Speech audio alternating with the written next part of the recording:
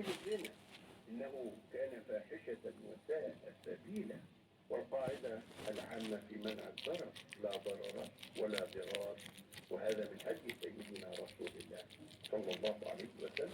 هذا عن الجانب الصحي. عن الجانب الإداري ببساطة شديدة وبعمق ومما رزقناهم ينفقون، وهذا هو الموضوع الوحيد في القرآن الكريم الذي فصل فيه بين الصلاة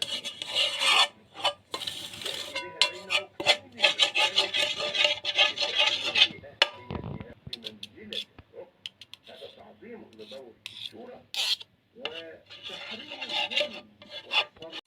الأمن الإعلامي يتركز كلمة خبيثة يا أستاذ محمد واحدة كفيلة بإشاعة النحو وتشويه كل نجاح، وباب التدليس لا نهاية له ولا حد في الإعلام الموجود، وكلمة طيبة إيجابية تأنس وتدفع.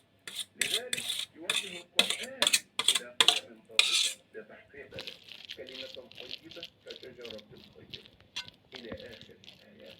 وقول معروف ومغفرة خير من صدقة يتبعها أذى. نشر الخير والحق عن طريق التواصل المتبادل المجتمعي بين أفراد المجتمع، وتواصوا بالحق وتواصوا بالصبر. القصد أن نظرة الإسلام إلى الأمن نظرة شاملة تجعل تحقيق الأمن محمد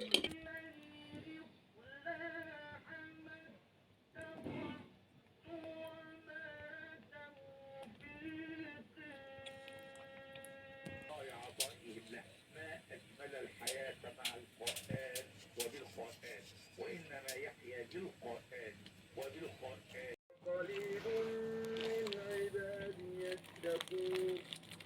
فلما قضينا عليه الموت ما دلهم على موته المهين.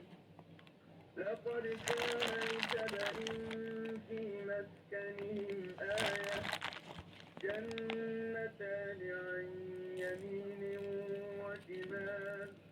كلوا من رزق ربكم واشكروا له بلدة